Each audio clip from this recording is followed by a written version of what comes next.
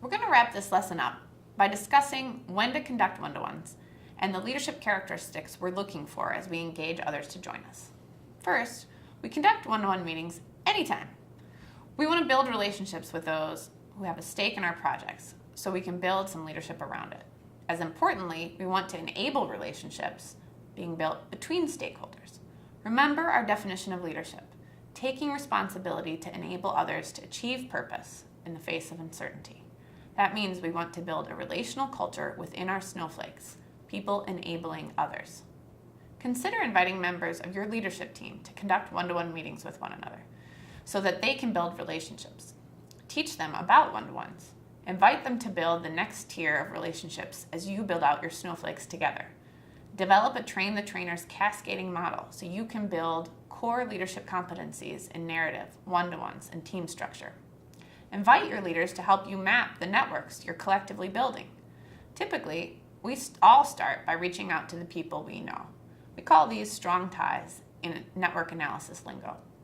These are the people with whom we share a common culture and a common set of relationships from our schools, professional organizations, and social groups. These are the people we turn to first, people like us, whom we already know. They can be sources of great strength, but they may also create a closed-in, limited circle of people and resources.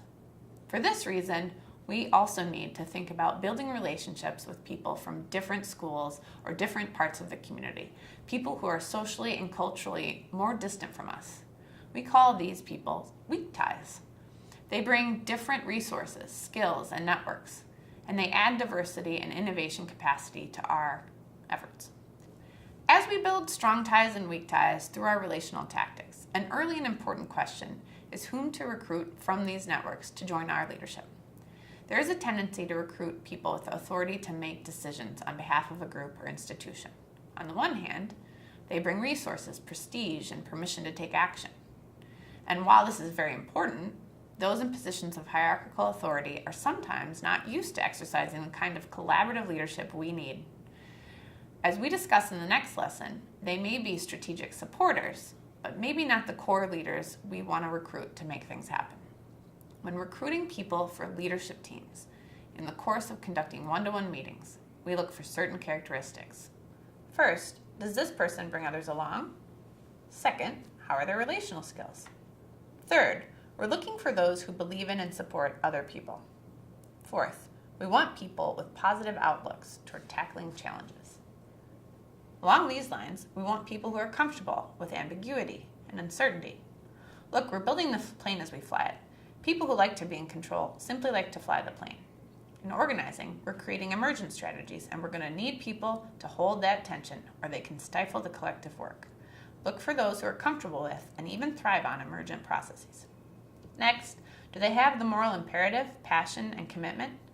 Do they say to themselves, someone has to do something, and if I don't do it, who will? Their passion and commitment is critical to motivating others and providing effective leadership in the face of uncertainty.